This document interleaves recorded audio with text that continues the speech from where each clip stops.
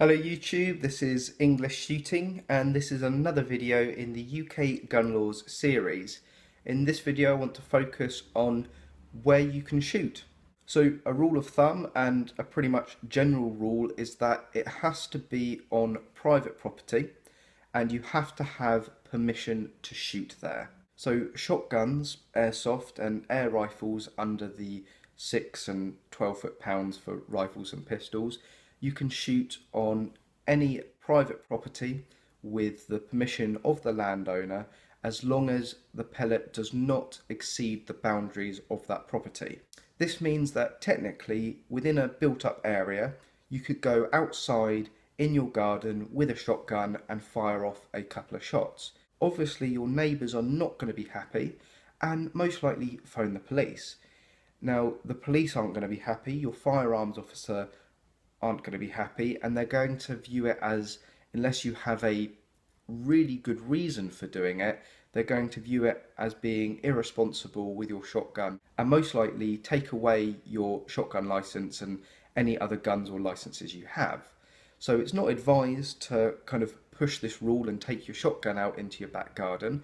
If your back garden's big, if you've got a forest in your back garden, if it's a huge plot of land and you have a few neighbours but you know it's not going to cause too much disruption, then you can do that. As long as you feel you're not going to get in trouble or you're not going to annoy someone and the police aren't going to end up coming round, then it's your kind of own judgment on that. Now, air rifles and air pistols under the 6 and 12 foot-pounds you can shoot in your back garden. Even if people don't like it, they may phone the police, but you're quite entitled to, as long as you're being safe, as long as the pellets aren't going into your neighbour's garden, then you can shoot it in your back garden. It's fine. And this is the same also for airsoft. So any BB guns you can use on private property, that's going to be no problem. Now with firearms, so anything that requires a firearm certificate, there's two levels of certificates. You have what you call a closed certificate or an open certificate. With an open FAC or an open ticket, you're allowed to shoot with the same freedoms as a shotgun or air rifle. You can shoot on private property with permission of the landowner as long as no missiles or projectiles exceed the boundaries of the property. And trust is given to you to be able to judge where it's safe and where you should or should not be shooting. So again, it's all up to you. It's up to you, as with a shotgun, to decide where it is or isn't safe. But you have to have an open FAC to be able to do this. With a closed FAC or a closed ticket, you're only allowed to shoot on approved private property. So this would be your local club or your local range because they are approved areas, or it's any approved land.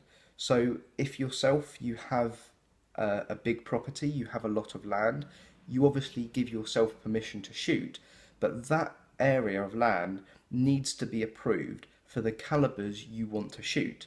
So even if you have a farmer that's given you permission to be able to shoot on his property, you need a firearms officer to approve that land. Now this is another process, it's another form to fill in, and you need to file it and you need to say where the land is, you need to say that you've got permission, and normally you have to provide proof. So either the firearms officer will want to go and speak with the landowner, or you'll need to provide some sort of written documentation giving you permission, and then the firearms officer will go to that piece of land and approve it.